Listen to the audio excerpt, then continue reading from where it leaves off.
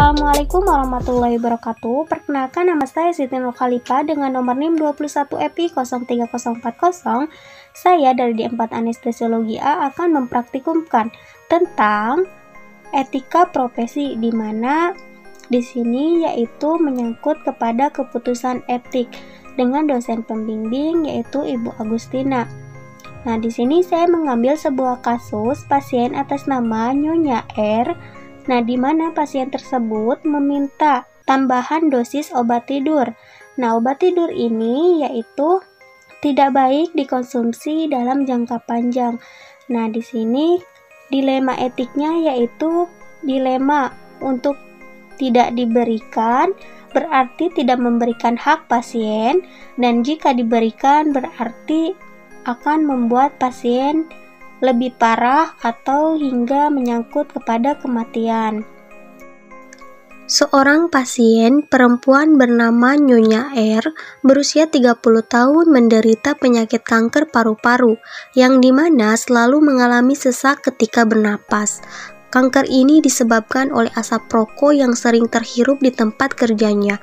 Pasien Nyonya R ini mengalami kesulitan tidur setiap malamnya, yang menyebabkan kondisinya semakin parah karena kurangnya beristirahat. Karena kesulitan untuk tidur, pasien pun setiap malamnya meminta obat tidur. Namun ketika diskusi dengan dokter memberitahu bahwa obat tidur tidak boleh dikonsumsi dalam jangka panjang karena akan membuat ketergantungan dan bahkan komplikasi yang mengarah kepada kematian.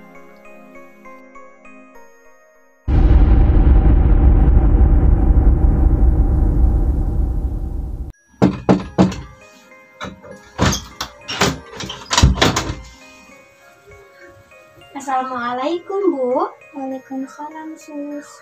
Apa kabar, Bu? Oh iya, keluarganya di mana ya, Bu? Ya beginilah, Sus. Lemas dan ngantuk. Saya sendiri, Sus. Saya sedang merantau. Oh begitu ya, Bu. Baik.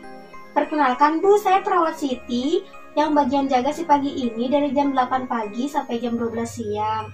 Baik, sebelumnya apakah benar Ibu dengan Nyonya atas nama R? Betul, Sus. Oh baik, untuk mengetahui keakuratannya, izin untuk melihat ulang tangannya ya, Bu ya. Silakan, Sus. Izin ya, Bu ya. Oh baik, Bu, sudah benar. Di sini, Bu, kita akan melakukan pemeriksaan PTP, yaitu berupa pemeriksaan tekanan darah dan detak jantung Ibu. Waktunya sekitar 15 menit saja. Nah, di mana tujuannya ini untuk mengetahui apakah Ibu normal keadaan tubuhnya. Kemudian untuk mengetahui kemajuan atas penyakit Ibu. Apakah Ibu setuju? Setuju, Sus. Baik, kalau begitu. Sebelumnya, Bu, bagaimana keadaan Ibu dan ada keluhan apa, Bu? Ya, gini, Sus. Lemas. Dan saya juga ngantuk banget karena saya kurang tidur. Kemarin-kemarin saya diresepkan obat tidur. Namun, malam tadi saya tidak diberikan resep obat tidur. Bolehkah saya meminta resep obat tidurnya untuk malam ini? Karena saya sangat membutuhkannya. Kalau tidak meminum obat tidur, saya tidak bisa tidur, Sus. Oh baik, Bu, nanti saya akan sampaikan kepada dokter ya, Bu, mengenai pemberian dosis obat tidur. Baik, kita sekarang lakukan pemeriksaan tekanan darah dan detak jantung terlebih dahulu ya, Bu. Ya, Sus. Baik,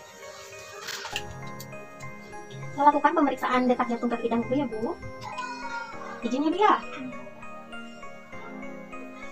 Baik, Bu, detak jantungnya sangat cepat ya, Bu. Dan saya lihat juga pernapasan Ibu terlihat cepat, Bu. Kalau begitu, saya sarankan untuk ditaikan saja posisi badannya karena untuk meninggikan posisi dadanya. Saya bantu ya, Bu ya. Ibu, apakah sudah nyaman, Bu? Ya, Sus. Baik, kita lanjutkan ya, Bu ya, ke pemeriksaan tekanan darahnya. Ya, Sus.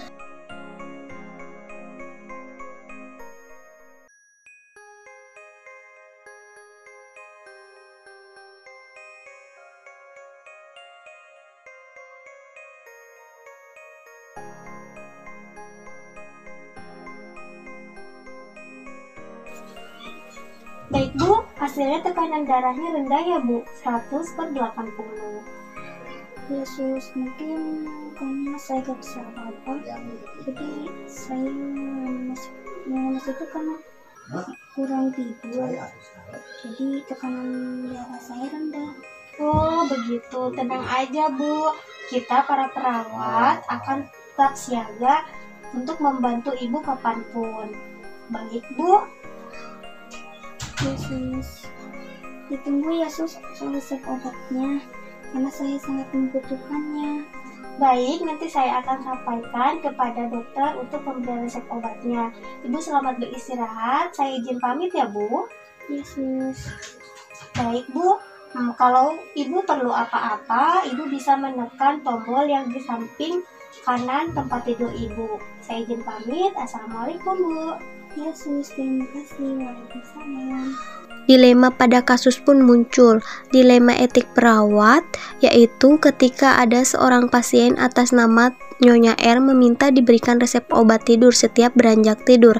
Hal itu tentu tidak dianjurkan karena dosis obat tidur terlalu tinggi sehingga beresiko. Namun jika tidak diberikan, pasien akan kekurangan istirahat dan penyakitnya tambah parah.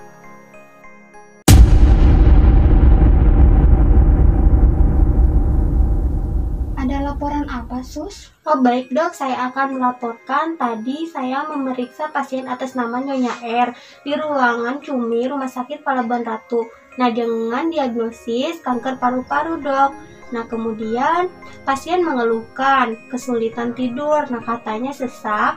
Nah hal ini membuat pasien terjaga hingga pagi. Nah kemudian Dok, tadi saya melakukan pemeriksaan tekanan darah dan detak jantungnya. Detak jantung pasien hasilnya itu cepat Dok, dan tekanan darahnya pun rendah. Nah hal ini disebabkan karena kekurangan tidur. Nah kemudian pasien meminta diberikan dosis obat tidur, padahal pasien sudah diberikan setiap mau tidur Dok. Kemudian bagaimana sus? Sudah dibantu tindakan apa? Oh iya, tadi saya membantu tindakan mandiri, yaitu berupa memposisikan pasien senyaman mungkin, seperti menaikkan tempat tidur atau memberikan bantal tambahan agar dadanya tinggi Dok. Oh, baik sus. Untuk pemberian obat tidur dalam jangka panjang itu tidak baik untuk kesehatan pasien. Di antaranya bahkan akan mengakibatkan komplikasi. Namun jika tidak diberikan, pasien akan terus kekurangan istirahat. Oh iya Dok, kemudian jika tidak diberikan juga, berarti kita tidak memberikan hak pasien untuk diberikan obat Dok. Jadi bagaimana Dok solusinya? Baik, seperti ini saja. Obat tidur diberikan tapi hanya 1 minggu 1 kali aja, agar pasien ada jeda dan tidak akan ketergantungan. Lalu untuk memperbaiki pola tidurnya, pasien diberikan alat bantu napas seperti oksigen sebelum menjelang akan tidur. Hal ini lebih baik dan lebih aman buat pasien. Oh baik Dok, kalau begitu nanti saya sampaikan kepada pasien. Baik Dok, terima kasih atas solusinya. Saya izin pamit Dok. Ya sus. Assalamualaikum. Waalaikumsalam. Kesimpulannya yaitu dokter sebagai pihak legal dalam kasus ini mengambil keputusan yang tepat dan bijak. Walaupun pasien sudah tidak mungkin sembuh lagi, tetapi pihak medis tidak pernah mengabaikan hak pasien, dan sebagai perawat pun sudah bekerja sama dengan dokter dalam mempertimbangkan untuk mengambil keputusan memberikan obat tidur sebagai pembantu tidur pasien.